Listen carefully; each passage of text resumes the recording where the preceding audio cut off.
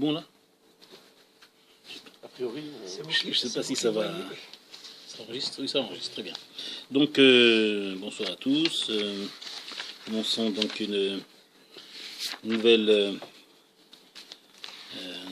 exploration dans les profondeurs des kavanotes de la Torah et de Rashi et des commentaires, Balatourim, où on voit vraiment que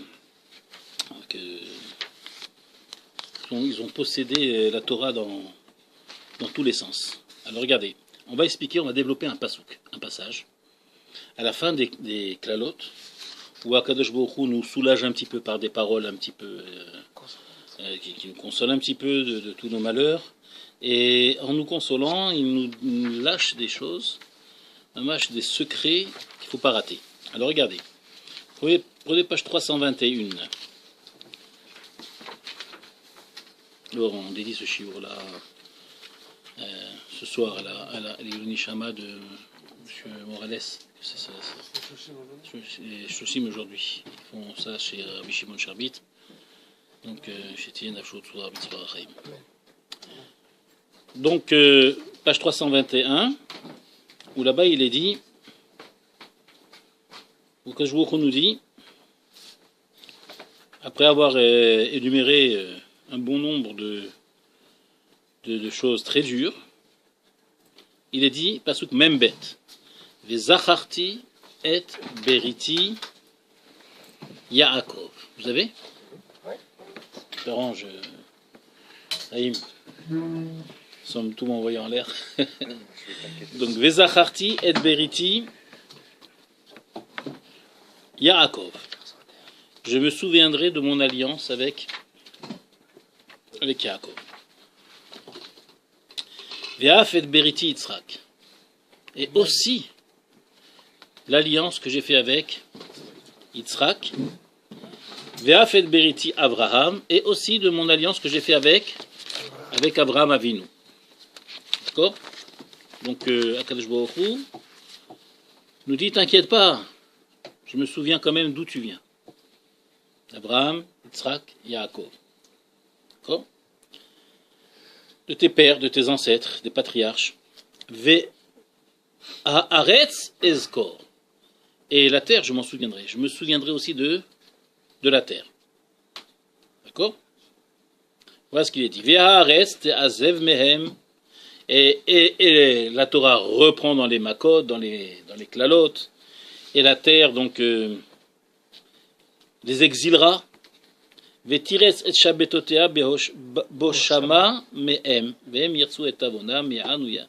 Et ils devront payer, si vous voulez, en dehors d'Israël, en exil, le nombre d'années qu'ils n'ont pas respecté, de Shemitah qu'ils n'ont pas respecté. D'accord? Tout cela parce que Yahan ou Yahan bemishpatai maasu, ils ont détesté mes lois, vetrukotai ga'ala nafsham, et ils ont méprisé, ils ont vomi mes lois, mes chukot. D'accord? Donc Akadosh Baruch Hu, donc et d'un coup il nous dit Zacharti, je me souviendrai d'où tu viens. Il n'empêche que même si je continuerai à t'exiler, mais je n'oublie pas d'où tu viens. C'est ça que ça veut dire.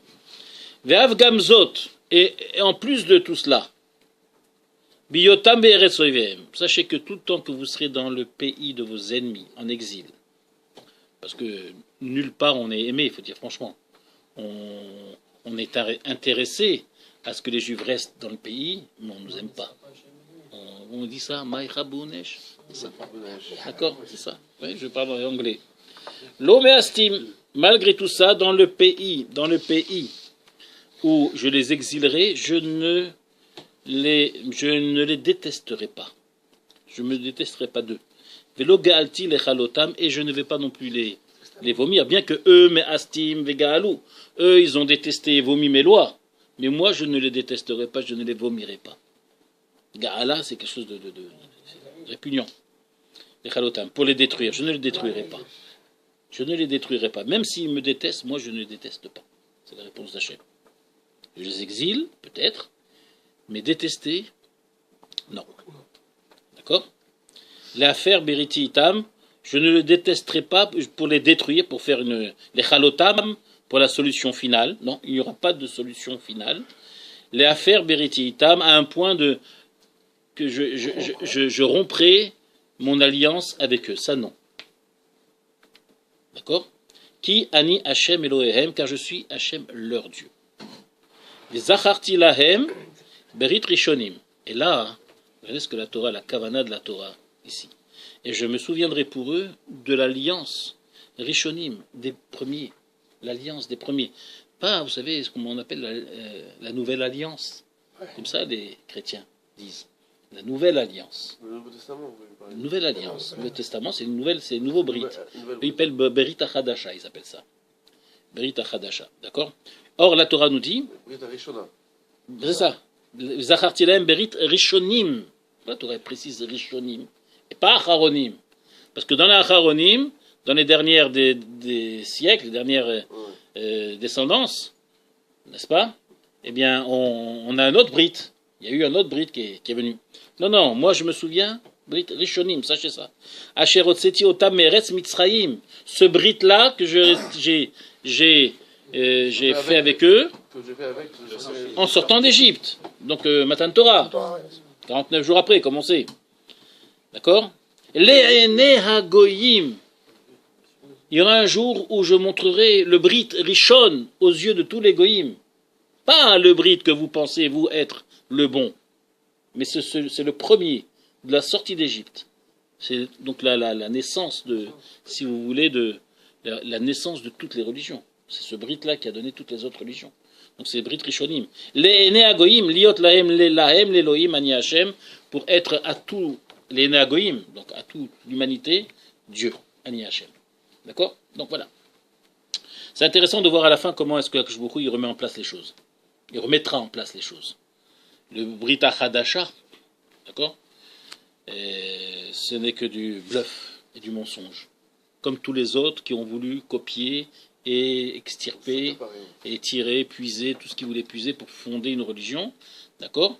Eh bien, tout cela, on leur montrera que non. C'est le Brit Rishonim qui dominera. Et qui on finira avec. Voilà. Donc, ça, c'est le morceau que je vous ai lu. Je reprends le premier pasouk. Les Zacharti et vous êtes tous soulevé l'anomalie qui saute aux yeux, je dirais. D'accord? Vezacharti et beriti Yaakov, ve'af et beriti Yitzhak, ve'af et beriti Abraham, c'est la seule fois dans la Torah où les avot sont à l'envers. La seule fois. Pourquoi est-ce que Akadosh Baruch Hu il s'y prend comme ça? Pourquoi est-ce qu'il nous parle comme ça?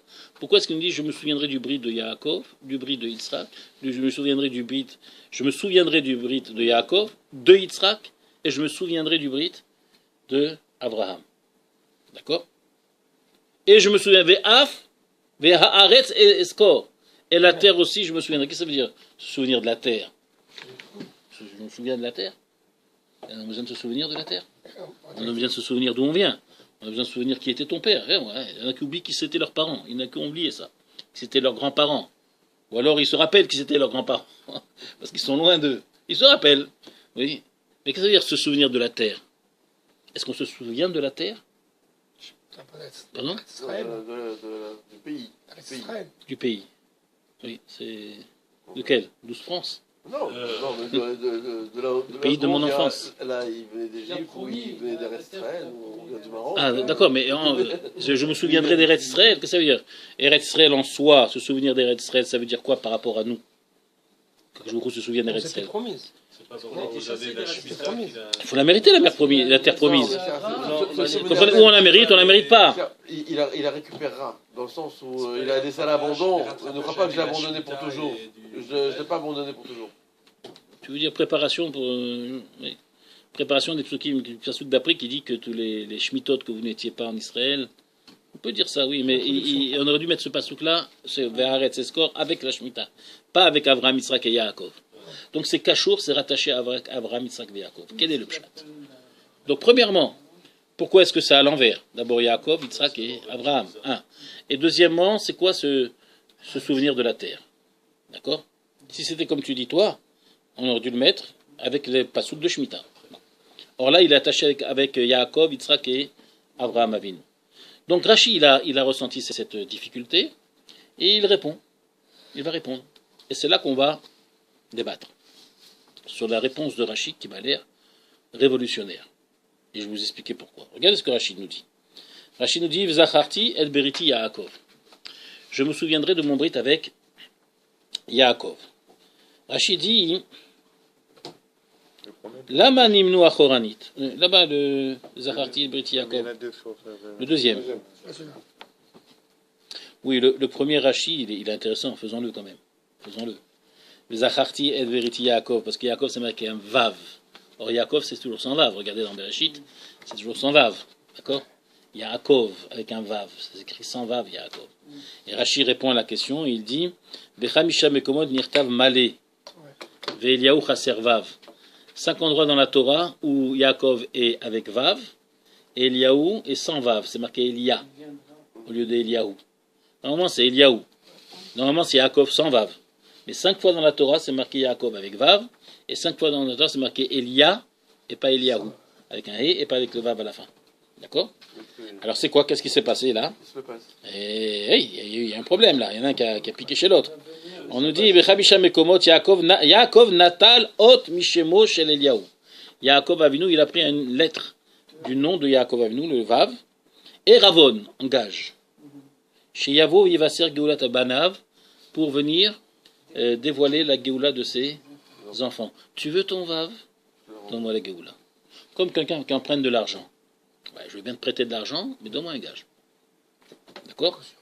Maintenant, tu as besoin de ton gage, tu as besoin de l'objet que j'ai pris en gage, tu en as besoin? Donne-moi mon argent. La même chose. Il a dit à Eliyahu, tu veux ton vav? Tu as tellement besoin de ton vav? Si tu as besoin de ton vav, si tu vas tout récupérer ton vav, donne-moi la Géoula. Viens nous annoncer la Géoula, ne viens pas avant. Je ne veux pas te voir avant. C'est pas la peine que tu tapes à la maison, tu restes chez toi, tant que tu viens. Si tu viens avec les Géoula, tu peux taper à la maison, je te donne ton vav. D'accord? Bon, il y a des sodotes, des secrets, et certainement, peut-être que des millions de cours ne suffiront pas. Hein? 5 fois. Oui, bien sûr. Et pourquoi vav? Donc ça fait Hevav. Déjà, je te mets sur la route. Hevav. Mais bon, c'est pas le cours ce soir. Bezat Hashem, on développera ça. Le Hari Akadosh parle de ça, il approfondit ça. Et je vous dis, il faut vraiment, par rapport aux merveilles que je vais vous dire maintenant, je préfère maintenant passer un petit peu là-dessus. Mais continuons. Deuxième. Zacharti el beriti Yaakov. Et je me souviendrai de mon bérit, de mon alliance de Yaakov. Lama nimnu achorani, demande Rashi. Pourquoi est-ce qu'ils ont été comptés à l'envers? Klomar. Rashi répond, c'est-à-dire, voilà le sens. Kedai hu Yaakov a katan. Regarde un peu ce que Rashi dit. Yaakov le petit, il vaut la peine. Il vaut quand même, le petit Yaakov, vaut quand même l'écart pour cela que je me souvienne du Brit et que je vous tire de l'exil. Vimeno Kedai, et si Yaakov il ne vaut pas, il suffit pas. Alors qu'est-ce que je vais faire? Are Yitzhak imo. Eh bien, je mettrai Yitzhak avec lui. Peut-être avec les deux. Ça va aller. Ça aura déjà suffisamment de mérite pour que je vous sorte d'exil. N'est-ce pas? Ve'im eno kedai. Et si il n'est pas... Je ne dis pas enam kedai. Si les deux ne sont pas kedai. Eno kedai. Si lui, Yitzhak, il n'est pas kedai. Alors je vous amènerai Abraham. Ah, ça tu amènes Abraham. C'est sûr. Garantie que c'est fini. Alors on ne comprend pas là.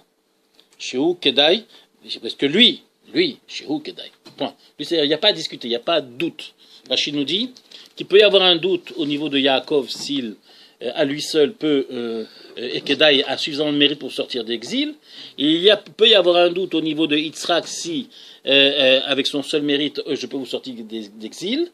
Mais Abraham Avinu, c'est certain, il n'y a absolument aucun doute que avec ses mérites, vous sortirez d'exil. On parle du personnage ou du Brit? Non, le personnage. Le Brit que j'ai fait, oui, c'est le Brit que j'ai fait avec le personnage, quoi, les deux comptes. Le Brit, j'ai fait un Brit à Yaakov, j'ai fait un Brit à Yitzhak, j'ai fait un Brit à Abraham Avinu.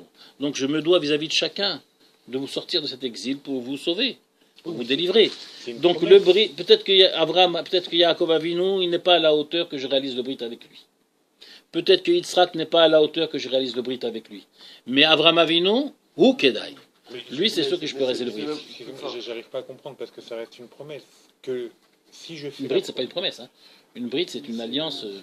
Oui, mais. Attends, on a brisé cette alliance, on n'a pas respecté. D'accord, on l'a cassé, on a brisé cette alliance, on a tourné le dos à cette alliance. Donc on a été exilés. C'est l'alliance qui est entre Hachem et Yaakov. Alors moi j'ai fait le pacte avec Abraham, Yitzhak et Yaakov, avec Yaakov, Yitzhak et Abraham, d'accord. Mais par rapport à ce que vous avez fauté, il faut un paquet de mérites. Il faut vraiment un personnage d'une force extraordinaire. Par rapport aux fautes que le Ben Israël a voilà, fait, bien sûr. Yaakov, peut-être qu'il ne suffira pas. Yitzhak non plus. Mais Abraham, c'est sûr. oui. Pourquoi? C'est ça la question. D'accord? C'est ça la question. Velama l'onéemra. Alors, on peut te donner la question, parce que la question, elle est beaucoup plus forte, beaucoup plus puissante. Comment est-ce que Rashi peut dire Yaakov à Katan? Alors que nos sages disent, Chachamim nous disent, que Yaakov Avinu, Bechir Sheba Avot. Bechir. Bikar, monsieur Bikar. C'est une chaîne Bechir. Bechir en hébreu. Bechir Sheba Avot. D'accord? Les Chachamim nous disent que c'est le meilleur. Le meilleur. Asher Bachar Banu Mikol Ha'amim nous a choisi. C'est lui qui c'est le meilleur. D'accord? Yaakov Avinu, c'est le meilleur. Or, comment Rashi peut nous dire Yaakov Hakatan? Et que avoir un safek, un doute si lui, alors certainement il sera avec ça, oui, mais et Abraham Avinu, c'est indiscutable qu'il y aura assez de mérite. Donc c'est une question. Et là, alors, et Rashi continue en nous disant Velama lone emra zechira be Yitzhak. Pourquoi n'est-il pas marqué ce souvenir avec Yitzhak? Regardez comment c'est marqué. Vezacharti el beriti Yaakov, je me souviendrai de l'alliance de Yaakov. Ve'afet beriti Yitzhak, et aussi de l'alliance d'Yitzhak. C'est pas marqué je me souviendrai. Je me souviendrai. C'est marqué et de l'alliance d'Yitzhak aussi. Par contre, Avraham Avinu, on reprend. Pour Avraham Avinu, on dit Ve'af et veriti Avraham ezkor. Je me souviendrai. Donc le verbe souvenir, c'est marqué et pour Yaakov et pour Avraham, mais ce n'est pas marqué pour Yitzhak. Comment se fait-il? Rashi répond Ela efro shel Yitzhak nir e lefne tzibur lefanai tzabour ou munach à la misbéa. Seulement.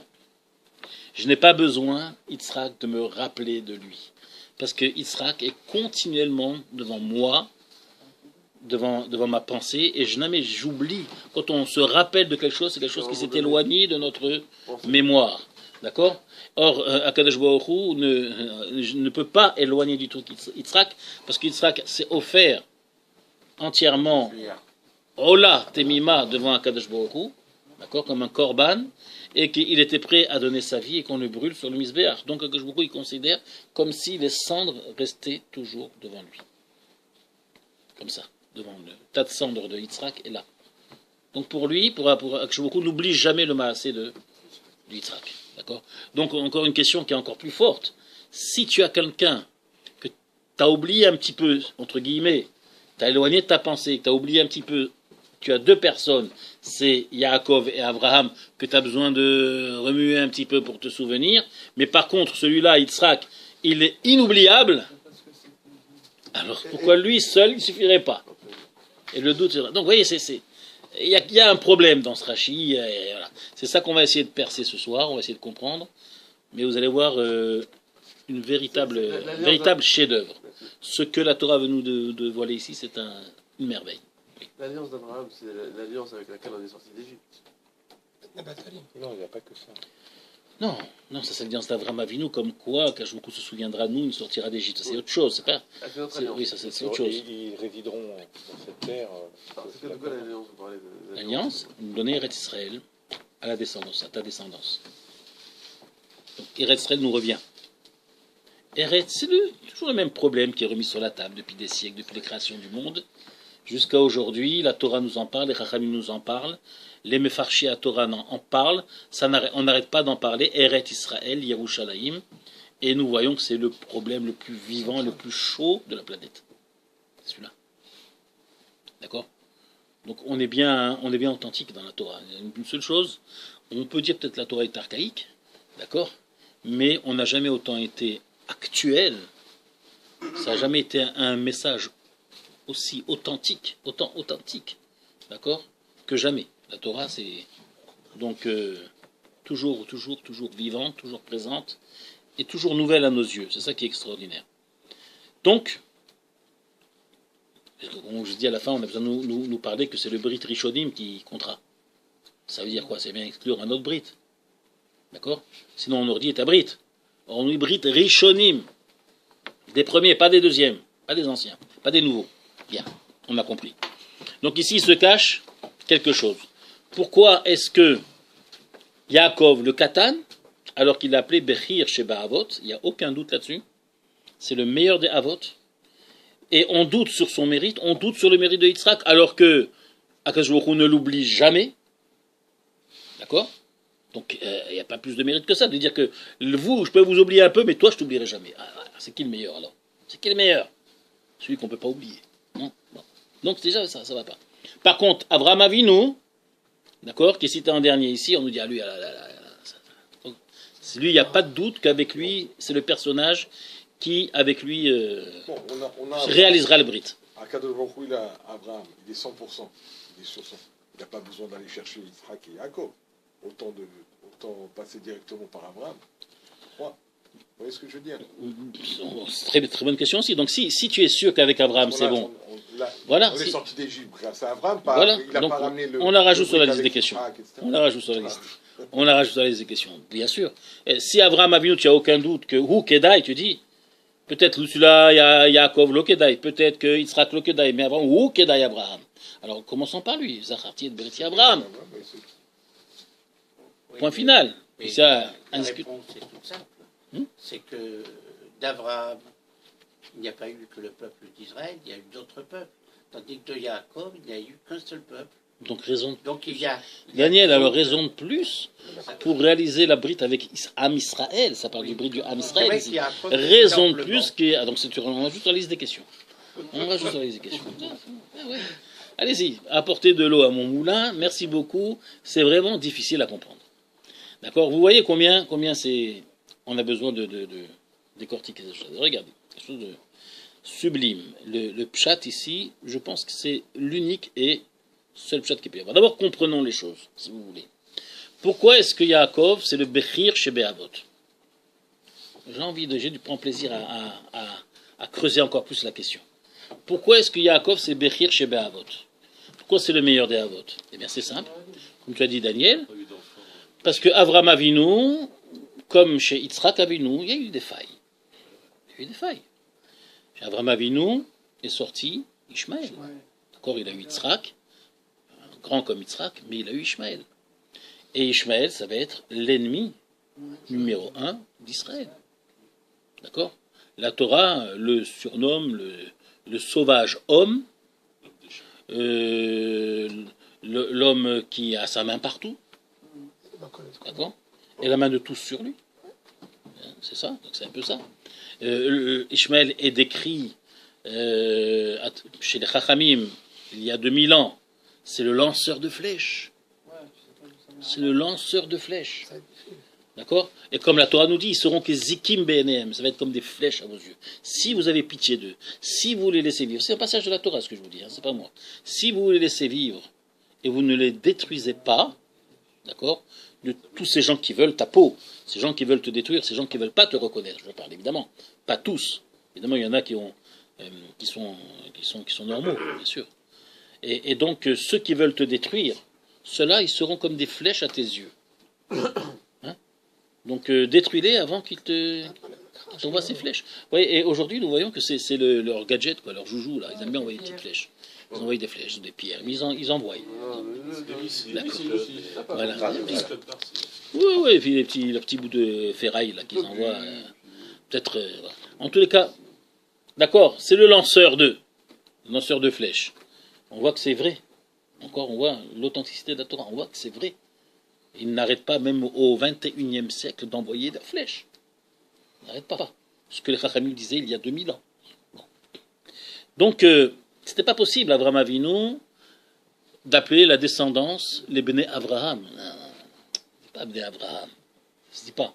Il y a Ishmaël. Yitzhak non plus, c'est pas possible. Yitzhak, il a eu Yaakov, bien sûr, mais il a eu Esav. Esav aussi, l'ennemi public numéro grand 1.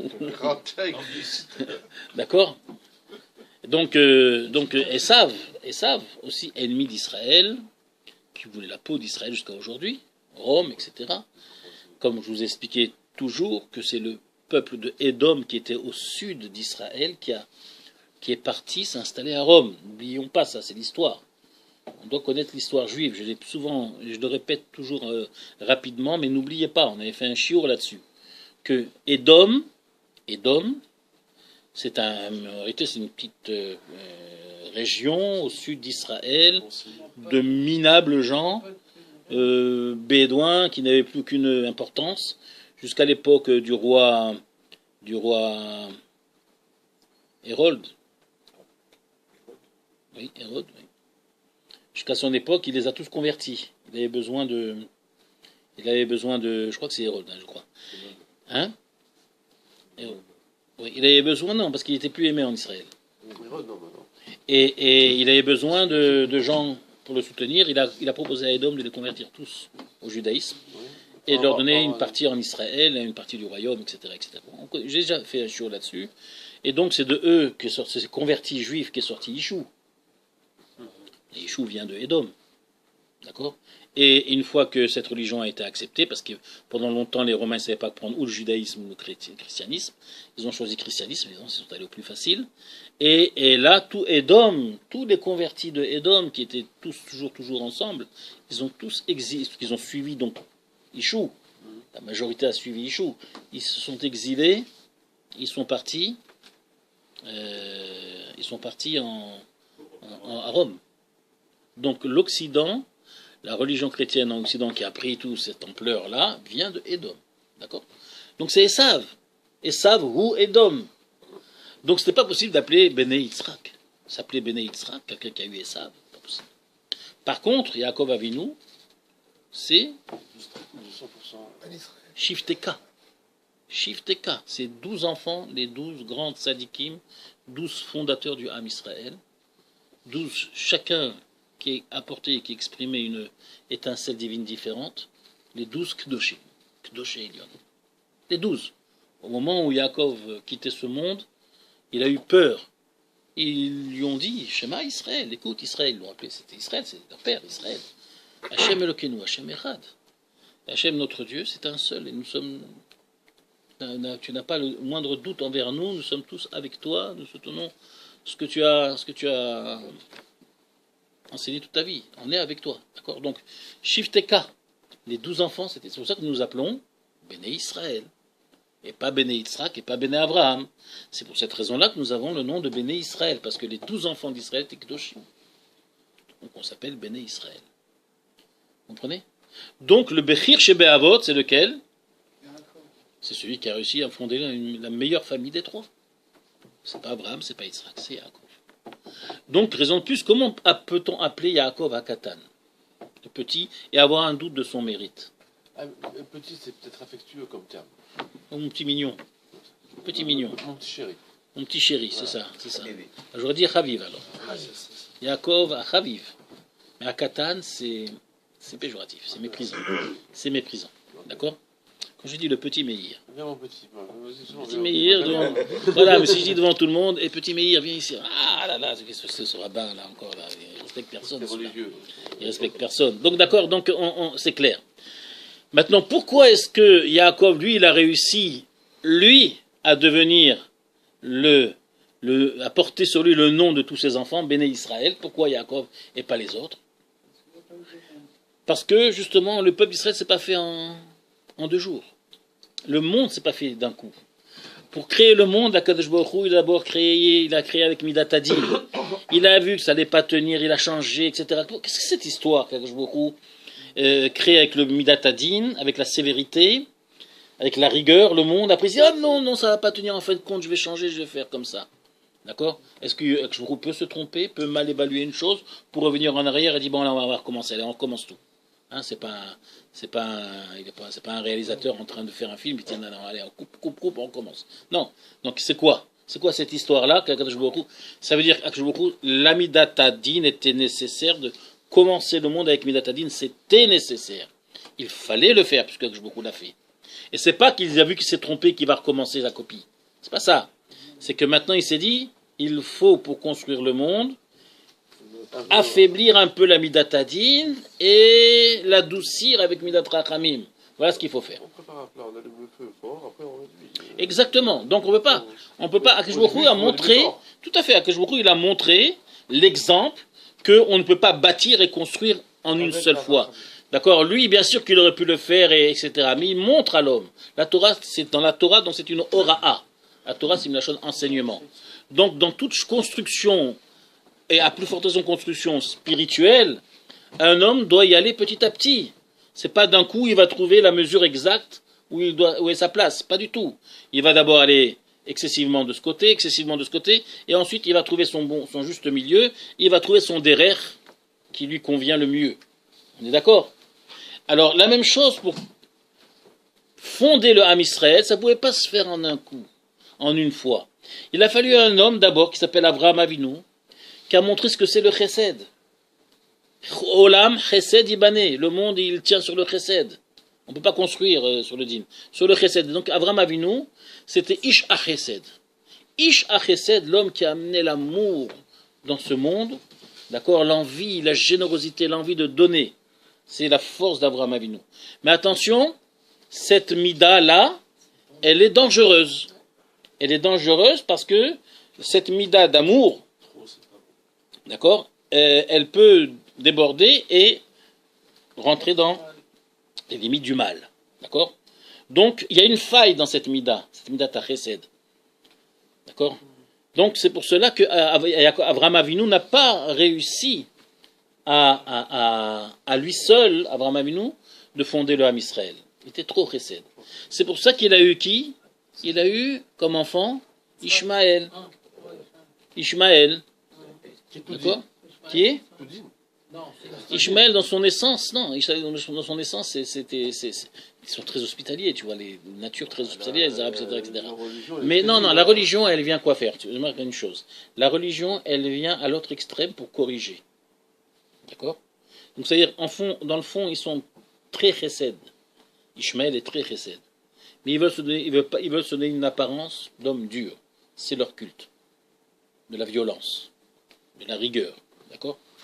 Maintenant, vous avez Yitzhak. Yitzhak, lui, il se dit non, papa, moi, je ne vais pas faire comme toi parce que, d'accord, je vois où ça peut mener. Moi, je préfère la rigueur. Mais là aussi, trop de rigueur, ça mène à la violence. C'est pour cela que Édom est un violent. Mais sa religion, elle est l'amour. Pour cacher la nature. Et bien cacher sa nature. Et donc, c'est ça le dogme. Le dogme, un dogme, c'est pour, en vérité, s'imposer des lois pour cacher ce qu'on est vraiment. Alors, la Torah, c'est loin d'être un dogme. Ça aussi, on développera un jour, si Dieu veut. Mais en tous les cas, Yitzhak, ça ne pouvait pas aller non plus, parce que Yitzhak aussi, il avait une mida que, quand on allait à l'extrême, ça débordait, ça tournait mal. Donc, ce n'était pas possible. Est venu Yaakov Avinu, et il a trouvé justement la mida ta-emet. Tiferet, c'est le emet. Donc, lui, qu'est-ce qu'il a fait? Il a su unir les deux midot. D'accord? Et c'est pour cela qu'il a trouvé un équilibre dans sa vie, un équilibre dans sa descendance. Et c'est pour cela que les enfants de Yaakov Avinu sont tous tzadikim. Parce que c'est un homme qui savait être équilibré. Ni trop chesed, ni trop din. C'est pour ça important à Botaï, dans une maison, on a des enfants qui nous regardent, on est leurs exemples, nous sommes les parents. Les enfants, ils comprennent tout, sachez-le. Et quand on va dans une extrême, eh bien, on crée un déséquilibre au niveau de Khinour. On crée un déséquilibre. Et c'est pour ça que ça ne va pas des fois avec l'éducation de nos enfants, ça ne va pas. Parce qu'on est ou trop chesed, laisse-le, c'est un enfant, laisse-le. Ou on est trop digne, trop sévère. Et l'enfant se révolte. Ou l'enfant il profite, ou l'enfant se révolte. Par contre, quand on est des parents qui essayons d'être le plus juste possible, ni dans les extrêmes, alors on ouvre une grande porte pour la réussite du chinour. Et c'est ça qu'il faut faire attention. Je vois souvent des parents qui sont trop cool des fois, ou des fois qui sont trop durs.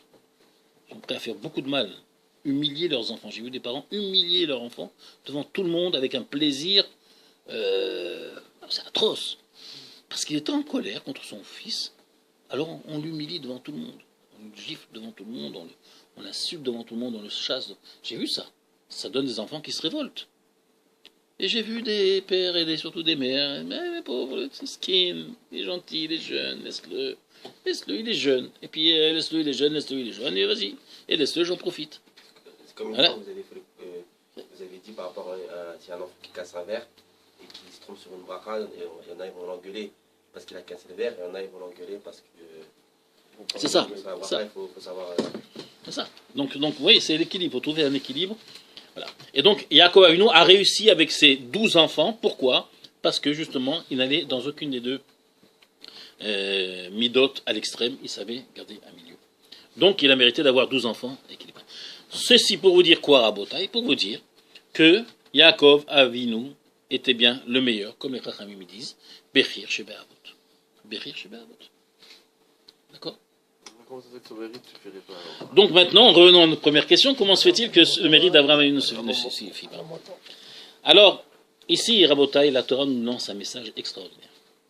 Elle nous dit, attention, nous ne sommes pas en train de dire qui est le plus grand des Avot du tout. Nous prenons un domaine. La Torah ici prend un seul et unique domaine, un seul sujet. Et nous dit, dans ce sujet-là, c'est Abraham le plus grand. Yitzhak, c'est le deuxième. Yaakov, c'est le dernier. C'est le plus petit. Dans ce sujet précis et uniquement ce sujet-là. Parce que si je regarde l'ensemble du personnage, d'accord? Si je regarde l'ensemble du personnage, à ce moment-là, c'est sûr que c'est Yaakov. On va pas discuter. L'ensemble du personnage, le plus grand homme, ça a été Yaakov. Mais dans un domaine où la promesse et le brit et l'alliance dépend de ce domaine-là, c'est Avraham. Quel est ce domaine, Rabotai? Quel est ce sujet-là où il n'y a aucune faille chez Abraham, et Abraham est le meilleur, et le deuxième c'est Yitzhak, et le dernier c'est Yaakov, c'est La terre. la terre. Eretz Israël. Eretz Israël, c'est le domaine d'Abraham. C'est le fort d'Abraham. C'est le fort d'Yitzhak, mais un peu moins fort. Mais c'est pas du tout le fort de Yaakov. Pourquoi, Rabotai? Pourquoi? Yaakov Avinu, Rabotai, il s'est construit sa famille, il a construit sa monté sa famille, il s'est enrichi, d'accord? Il a grandi même son personnage à l'extérieur d'Israël, en Chutz La'aretz. Il a étudié un petit peu en Eretz Israël, et ensuite il y a eu l'histoire de Esav, il est sorti. Quel est le moment le plus important dans la vie d'un homme? C'est quand il monte, quand il construit son baït. Il a construit son baït en dehors d'Israël. Il a eu tous ses enfants, sauf le dernier Binyamin, en Eretz Israël, en dehors d'Israël. D'accord? Et donc, Yaakov Avinu, à ce niveau-là, et même la fin de sa vie, il a quitté Israël pour partir en Égypte. D'accord? Et d'ailleurs, il ne se gênera pas de dire que ça a été ses plus belles années de sa vie. Ça a été ses 17 années de sa vie. Vaïchi, Gematria Tov, pour dire Vaïchi Yaakov, c'était les plus belles années et les meilleures années de la vie de Yaakov Avinu. C'était en Égypte. Là où il s'est construit, il s'est enrichi, c'était à Padan Aram, chez Lavan. Chez Lavan. Donc, celui qui a le plus à se reprocher, il a quitté Israël. Il a quitté Israël. Dans le domaine de la terre, Yaakov, c'est le dernier. Bien savoir. Yitzhak, c'est le premier. Alors, Yitzhak, j'aurais pu croire que c'est le premier, mais en fin de compte, quand on réfléchit bien, non, c'est pas le premier. Pourquoi? Parce qu'Yitzhak Avinu est né en Eretz Israël. Il n'a jamais quitté Eretz. Il n'a jamais quitté Eretz Israël. Il a voulu une fois, il y avait la famine, il l'a vu sortir. Aujourd'hui, il lui a répondu Gour Ba'aretz Azot. Altered Mitzrayma. Ne fais pas comme ton père. Abraham, qui a eu une famille, il est sorti. Gour Ba'aretz Altered Mitzrayma. D'accord? Et donc, Yitzhak Avinu, c'est vrai, mais il a toujours vécu en Eretz Israël. Il n'a jamais été Mais confronté. quand je compare le fait de toujours avoir vécu en Israël et le fait de s'être arraché de son pays natal, de son origine, de son ambiance dans laquelle on a grandi, s'arracher de là-bas pour aller dans une terre aride, desséchée, déserte, et même sans savoir encore du tout avec sa femme, ses enfants et ses élèves, ça c'était un acte d'héroïsme, un isayon, d'ailleurs il compte parmi les initiautes, d'accord? Le premier c'était, je ne sais pas combien, mais en tous les cas, c'était vraiment quelque chose de grandiose, de la part d'Abraham Avinu. S'arracher de l'exil, s'arracher de Padan Aram où il a grandi. Vous savez qu'il avait construit une grande yeshiva là-bas, très grande, immense, avec grand Beth Midrash, il y avait tellement de gens qui venaient étudier Torah, il avait tout construit là-bas, Abraham Avinu. Et à cause beaucoup du jour au lendemain, il lui dit quitte tout ça, va-t'en. Je n'ai pas encore fini de payer, j'ai le crédit, j'ai les amis, j'ai tout le monde. Et ben prends tout le monde et va-t'en. Ce qu'on va faire, nous, Bezrat Hashem. On va tous partir ensemble. Il faut qu'on prenne la décision à bouteille de tous partir ensemble. Un local où on part. Voilà, on fait comme Avraham Avinu. On fait comme Avraham Avinu. Vous allez voir, à la fin du cours, vous allez signer avec moi. Donc, qu'est-ce qui se passe? Attention, mais me comprenez-moi bien, je ne suis pas en train de faire un cours de sionisme, ou ça, vous allez voir, c'est tout à fait autre ma kavana. Quoi qu'il faut, il faut aimer Israël. On va pas donner la main aux antisionistes, d'accord? Mais il y a une chose, le domaine d'Eretz Israël, Yaakov Avinu est le dernier. Avraham Avinu est le premier. Il s'est arraché d'Eretz Israël. Et cette histoire-là, Rabotai, c'est pour ça qu'on nous dit ici, d'abord, Vezacharti et Beriti, Yaakov. D'accord? C'est celui qui remonte le plus loin dans mes souvenirs. Parce que je vais terminer le pasuk avec V, Haaretz et Skor. Donc je parle ici du Zikaron lié à la terre. Donc celui qui est le plus loin dans mes souvenirs, c'est Yaakov. Après, c'est Yitzhak, qui a écouté, qui est resté en Israël, mais il ne s'est pas arraché, lui, des racines de l'exil. Parce que, vous savez, c'est dur à se débarrasser de ça. Hein. C'est facile de prendre un billet et sortir de l'exil. C'est facile. On prend un billet, on trouve une parnassa, on fait un voyage d'études, comme on dit. D'accord? Et puis à ça, c'est plus ou moins facile. Si on veut, on peut le faire. Mais ce qui est dur, c'est de sortir la France de soi. Sortir de France, c'est facile. Mais extirper la France qui est rentrée en nous, très très dur. Il y en a qui n'ont pas encore sorti le Maroc. Très très dur. Alors qu'est-ce qu'ils vont faire? C'est ça. Donc, c'est triste. Hein. Et nous on rigole. Mais c'est triste. C'est triste. C'est triste. Voilà. Donc c'est facile qu'un juif sorte d'exil, mais il est très très dur que l'exil sorte du juif. Et quand Akadosh Baruch Hu nous dit je vais vous sortir de l'exil, en fait ça ne veut pas dire sortir de l'exil, ça veut dire sortir l'exil de nous. En reconnaissant, en étant plus proche de Dieu, on va sortir, l'exil va s'enfuir, et là on va connaître les vraies valeurs. Donc on a du mal à oublier la Tour Eiffel, l'Arc de Triomphe, etc. C'est très dur. Donc, plus la CAF, la Sécu, la Tour Eiffel, on s'en fout. Et voilà. Mais tout ça c'est lié. Tout ça c'est lié. Donc Rabotai, c'est celui qui remonte au dernier.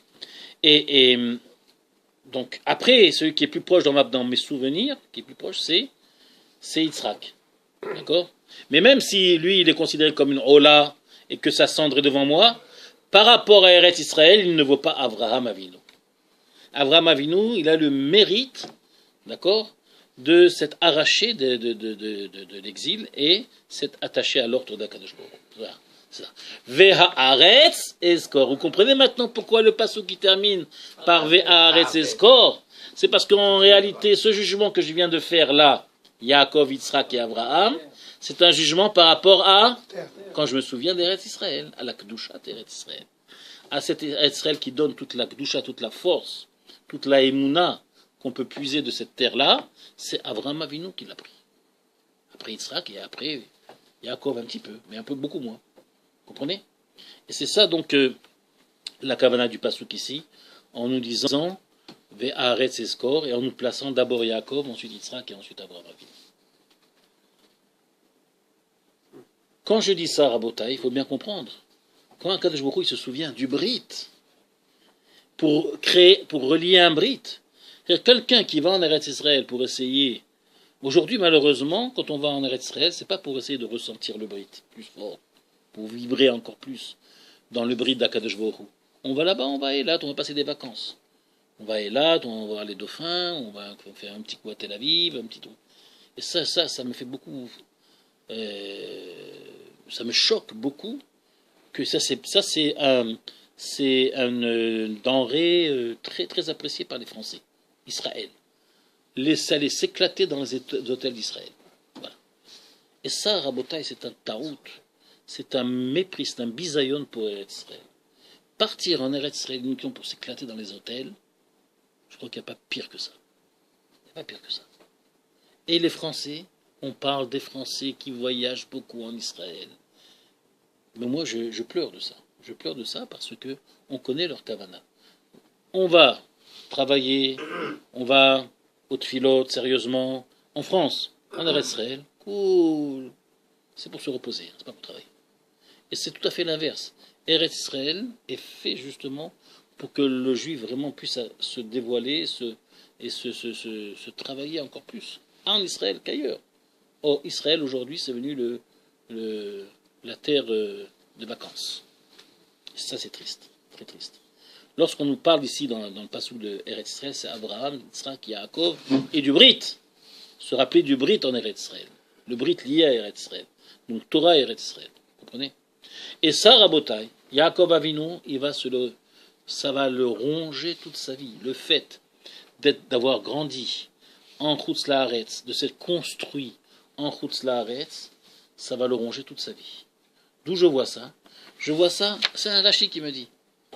C'est un Rashi qui me dit que Yaakov Avinu, toute sa vie, il avait cette chose-là qu'il s'est allé se construire en Chutz La'aretz et quitter Eretz Israël alors que sa mère lui avait dit de partir uniquement pour 7 ans.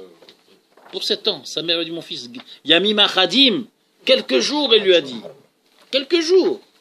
Jusqu'à ce que se calme la colère de Esav. Et après tu reviens. Non. Lui, il est resté. Il a oublié Israël. Il a oublié ce srout, ce koach d'Eretz Israël. Et il va se le reprocher toute sa vie.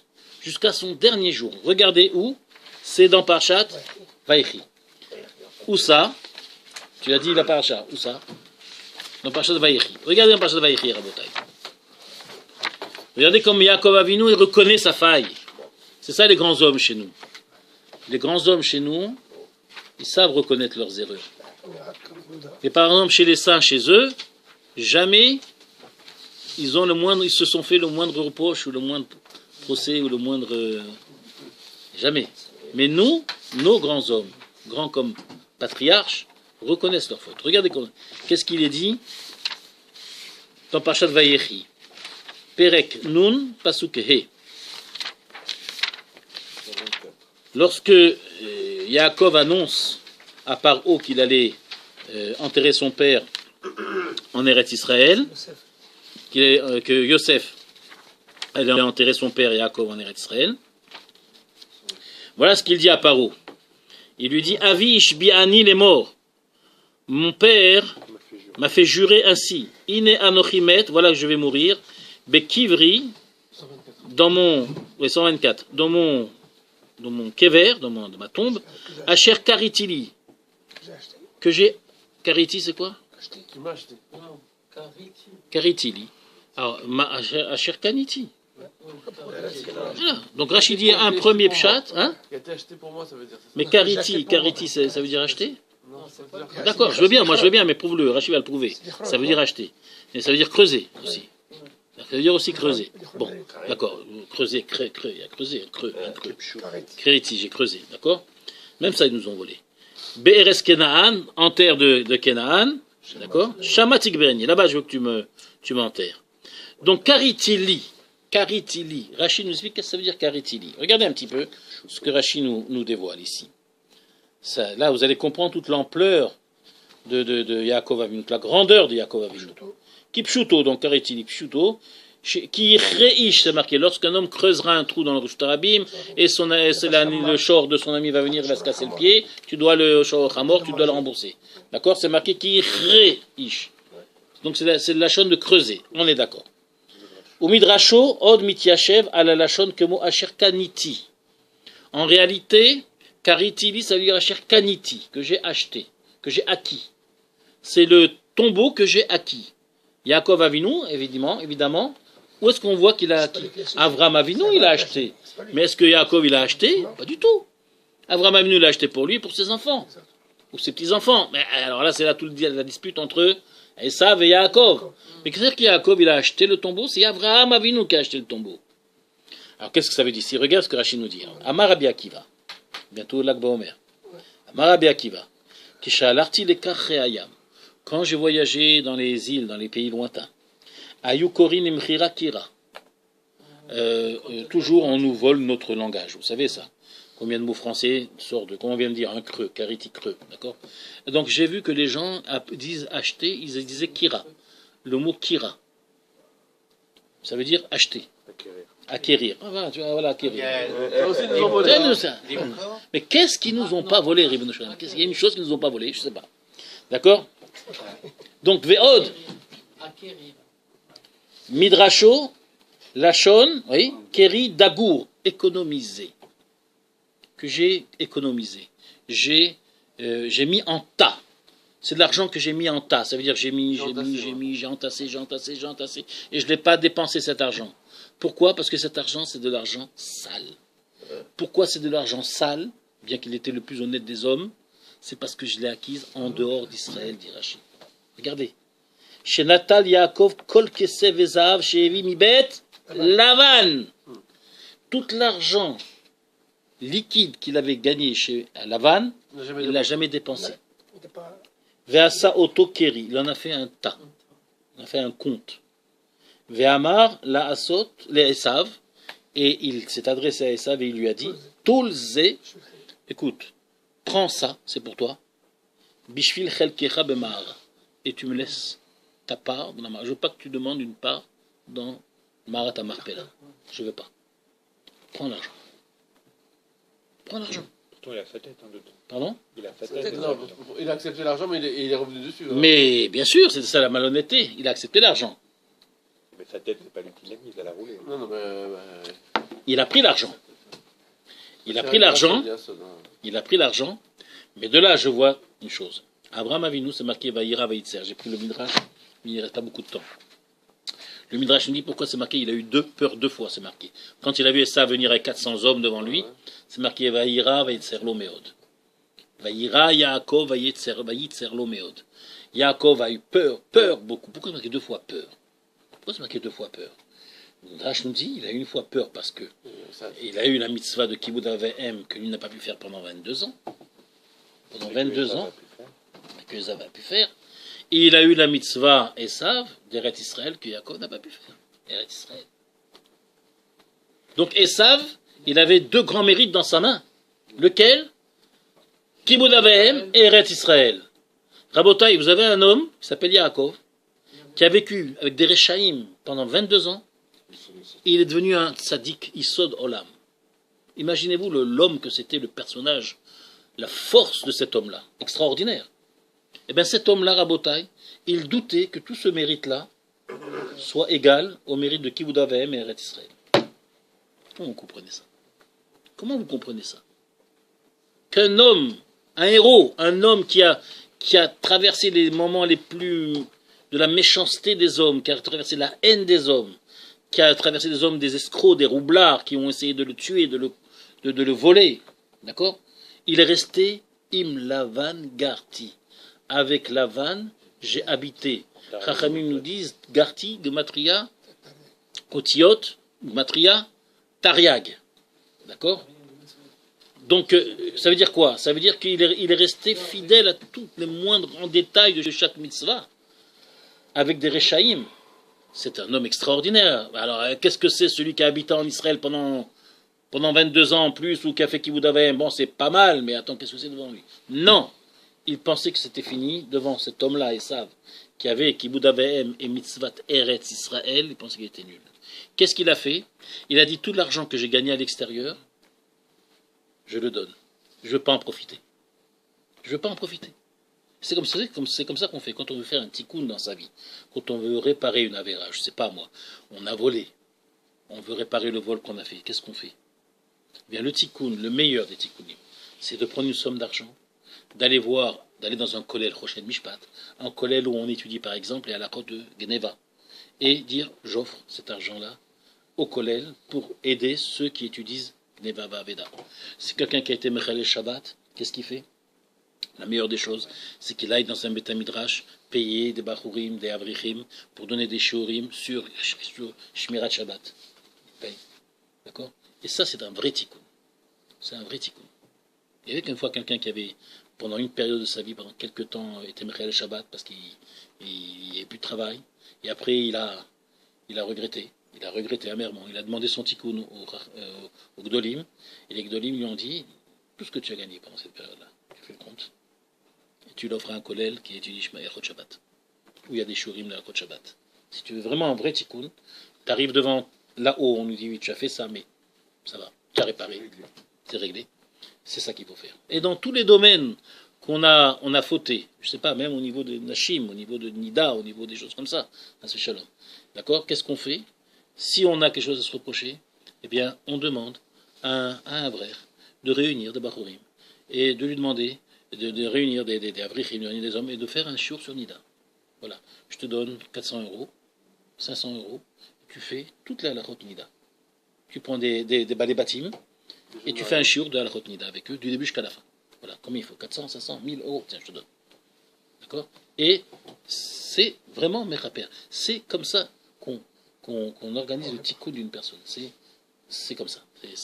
Donc, Yaakov Avinu, c'est exactement ce qu'il a fait. Cet argent qu'il a gagné chez Lavan, il s'est dit, je vais montrer combien moi, j'attache beaucoup d'importance à Eretz Israël. J'attache beaucoup d'importance au Kibboutz Avahem. Donc, tout ce que cet argent m'a fait manquer, je la donne. Je n'en profite pas. Et Esav, lui, il a montré par là que ces 2 mitzvot qu'il a fait, que tout son srout d'avoir habité en Eretz Israël, lui, il a profité de cet argent qui venait de Chutz Laaretz. Ces choses se sont inversées à ce moment-là. D'accord? Et c'est là que Yaakov, il a pu récupérer ce manque-là de ces 2 mitzvot. Comme ça, le Bet Yosef explique. Le Chérit Yosef explique. Donc ici, vous voyez, ici, Yaakov Avinu était conscient de son exil en Chutz Laaretz. Il en avait honte, puisque tout cet argent qu'il a gagné, qu'est-ce qu'il en a fait? Il a voulu acheter juste combien? 2 mètres carrés. 2 mètres carrés. Toute cette fortune, c'est pour moi 2 mètres carrés en Eretz Israël. Voilà. Donc il a montré combien son chivouv, son amour envers Eretz Israël. Donc il a réparé. Mais quand même, il est resté dans ce domaine derrière Abraham et derrière Yitzhak. Parce que Rabotai, l'enseignement qu'on doit en tirer ici, c'est le suivant. C'est que la grandeur d'un homme, évidemment, c'est ce que nous faisons tous ici, Torah ou Mitzvot, en France. On ne se laisse pas démonter par toute l'ambiance et toutes les tentations qu'on peut trouver en France. Je vous dis tout de suite, on peut le trouver aussi aujourd'hui en Eretz Israël. Mais la différence, c'est qu'en Eretz Israël, un homme qui veut réussir en Torah, qui va avec cette intention-là, il réussit de façon extraordinaire. Un homme qui va en Eretz Israël pour profiter, pour se reposer, pour passer des bons jours, pour se laisser aller, alors là, il se laisse aller encore plus en Eretz Israël qu'en France. Il courra plus vite en Israël qu'en France. Il faut savoir. Qu'est-ce qu'il y a? C'est tous des juifs, on est entre juifs. D'accord? Donc la chute, elle est encore beaucoup plus forte. Mais la montée, elle est encore aussi beaucoup plus forte. Donc ici, quand on nous parle d'Eretz Israël, quand on nous parle d'Aliyah aujourd'hui, c'est bien. Mais attention, c'est une Aliyah qui est calculée en fonction de l'effort que j'ai pour m'arracher de l'exil, Rabotai. C'est ça. Pourquoi Avraham Avinu dépasse Yitzhak? Parce que quand il est parti en Eretz Israël, il s'est arraché de tout ce qui pouvait le retenir en Chutz Laaretz.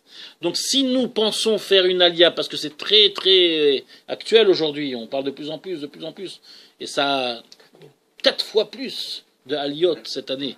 Donc ça va aller en augmentant, bien sûr, parce qu'on voit que on ne nous aime pas, même si l'État montre vraiment une justice implacable. C'est vrai, il faut voir la vérité. Quand on voit Valls ce qu'il a fait, bon, c'est sûr que il ne fait pas danser, c'est certain. Donc c'est sérieux.